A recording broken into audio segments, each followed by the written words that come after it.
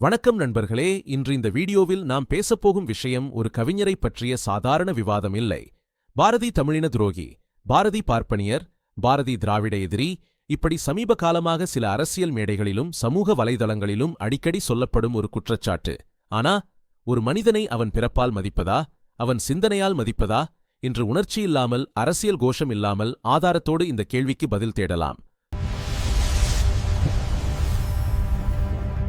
சுப்பிரமணிய பாரதி 1882 பிறந்தார். ஆமாம், பாரதி பிறப்பால் பிராமணர். ஆனா இங்கே ஒரு முக்கிய கேள்வி: பிறப்பு முக்கியமா, அவர் பேசிய கருத்து முக்கியமா? பாரதி என்ன சொன்னார்?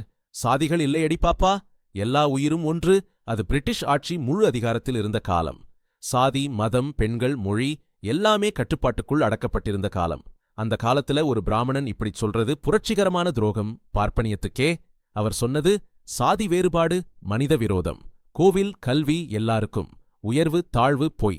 இதுதான் பார்ப்பனியமா? இல்ல, இது பார்ப்பனியத்தை உடைத்த குரல். அந்த சூழலில் பாரதி ஒரு கவிஞர், ஒரு சுதந்திரப் போராட்ட வீரர், ஒரு சமூக சீர்திருத்தவாதி. அவர் எழுதிய கவிதைகளும் கட்டுரைகளும் அந்த காலத்திலேயே பிரிட்டிஷ் அரசால் ஆபத்தானவை என்று கருதப்பட்டன. அதனால்தான் அவரது எழுத்துக்கள் தடை செய்யப்பட்டது. இப்போ ஒரு எளிய ஆனால் முக்கியமான கேள்வி: பார்ப்பனிய சிந்தனையோடு இருப்பவன் அரசுக்கு எதிராக எழுதுவானா? அரசால் தடை செய்யப்படுவானா? இந்த கேள்விக்குள்ளேயே பாரதியைப் பற்றிய பல பொய்களின் பதில் இருக்கு. சுப்பிரமணிய பாரதி வாழ்ந்த காலம் மனித மரியாதை அடக்கப்பட்ட ஒரு இருண்ட காலம். அந்தக் காலத்தில் கீழ்சாதி என்று அழைக்கப்பட்ட மக்களுக்கு கல்வி மறுக்கப்பட்டது. கோவில்கள் சிலருக்கான உரிமையாகவே இருந்தன. மனிதன் மனிதனாக பார்க்கப்படவில்லை, பிறப்பே அடையாளமாக இருந்தது. அந்தச் சூழலில் பாரதி கூறியது என்ன? சாதி என்பது ஒரு பைத்தியக்காரத்தனம். இது ஒரு கவிதை வரி அல்ல, அது அந்த கால சமூக அமைப்புக்கே எதிரான முழக்கம். ஏனெனில் அந்த காலத்தில் சாதி என்பது தெய்வ விதியாக நம்பப்பட்டது. பிறப்பு என்பது மாற்ற முடியாததாக கருதப்பட்டது. அதை எதிர்த்து ஒருவன் குரல் எழுப்பினால் அவன் தவறானவன் என தீர்ப்பளிக்கப்பட்டான். அந்த நிலையில் சாதியே பைத்தியம் என்று சொன்னது சிந்தனை புரட்சி. பாரதி திராவிட விரோதியா? இதுதான் இன்று அதிகமாக பரப்பப்படும் ஒரு பெரிய பொய். அப்போ உண்மை என்ன? பாரதி வாழ்ந்த காலத்தில் திராவிட அரசியல் என்ற சொல் கூட இல்லை. திராவிடக் கழகம், திராவிட முன்னேற்றக் கழகம் மாதிரி இயக்கங்கள் உருவாகவே இல்லை.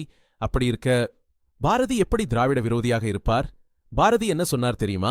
தமிழ் மொழி என் உயிர், தமிழர் வீரர், தமிழ் பேசும் மக்கள் சுதந்திரமாக வேண்டும். இவையெல்லாம் திராவிட விரோதக் குரலா? இல்ல, தமிழ் சாதி சுயமரியாதைக் குரல். பாரதி எழுதிய கவிதைகளைப் பாருங்கள். தமிழ் மொழியின் பெருமை, தமிழர் வீர வரலாறு, தமிழ் பெண்களின் தைரியம், அடிமைத்தனத்துக்கு எதிரான முழக்கம். பாரதி தமிழை அரசியலாக்கவில்லை, அவர் தமிழை உயிராக நேசித்தார். அவர் எந்த கட்சிக்கும் சொந்தமல்ல, அவர் தமிழுக்கே சொந்தமானவன். அதனால் நினைவில் வையுங்கள், பாரதி திராவிட விரோதியா? இல்லை, பாரதி தமிழ் சாதியின் குரல். திராவிட இயக்கமும் பாரதியும் முரண்பாடு எங்கே? இங்கதான் நிறைய பேருக்கு குழப்பம் வருது. திராவிட அரசியல் என்ன பேசுது? அடையாள அரசியல், நாங்கள் அவர்கள் என்ற பிரிவு, அதிகாரமும் உரிமையும் அடையாளத்தின் அடிப்படையில். ஆனால் சுப்பிரமணிய பாரதி எப்படி பார்த்தார்? மனிதன் முதலில், சாதி, மதம், மொழி எல்லாம் பின்பு, அடிமைத்தனம்தான் உண்மையான எதிரி. பாரதி நேரடியாக சொன்னது இந்தியர் எல்லோரும் சகோதரர். இதைத்தான் அக்காலத்தில் இந்திய தேசியம் என்று சொன்னாங்க. அதனால்தான் மனிதனை பிரிக்கும் அடையாள அரசியலுக்கு பாரதி ஒத்துப்போகவில்லை. ஆனா இங்கே ஒரு கேள்வி: அதுக்காக அவர் திராவிட விரோதியா, தமிழின துரோகியா? இல்ல, ஒருபோதும் இல்லை. பாரதி எந்த கொள்கை சுவரிலும் அடங்காதவன். மனித விடுதலை பேசின கவிஞர், அடிமைத்தனத்துக்கு எதிரான புரட்சிக் குரல், எல்லா மனிதர்களையும் சமமாக பார்த்தவன். திராவிட இயக்கம் ஒரு அரசியல் பாதை, பாரதி மனித விடுதலை பாதை. இரண்டும் ஒன்றாக இல்லாம இருக்கலாம். ஆனா அதனால் பாரதி எதிரியாக மாட்டார். அவர் கட்சி கவிஞர் இல்லை, அவர் மனித குலத்தின் கவிஞர். பெண் விடுதலை பற்றி அரசியல் பேசத் தொடங்குவதற்கு முன்பே கவிதையால் புரட்சி செய்தவன் சுப்பிரமணிய பாரதி. பாரதி எழுதியது பெண்மை அடிமை அல்ல, பெண்களுக்கு கல்வி வேண்டும், பெண் விடுதலை இல்லாமல் சமூகம் விடுதலை பெறாது. ஆனால் அந்த காலத்தில் பெண்கள் கல்வி பாவம், பெண்கள் வெளியில் வருதல் குற்றம், பேசும் பெண் ஒழுக்கமின்மை. இந்த மூட நம்பிக்கைகளை பாரதி தன் எழுத்தால் உடைத்தார். அவர் பெண்ணை வீட்டுக்குள் அடைத்த சமூகவாதத்தை கேள்விக்குள்ளாக்கினார்.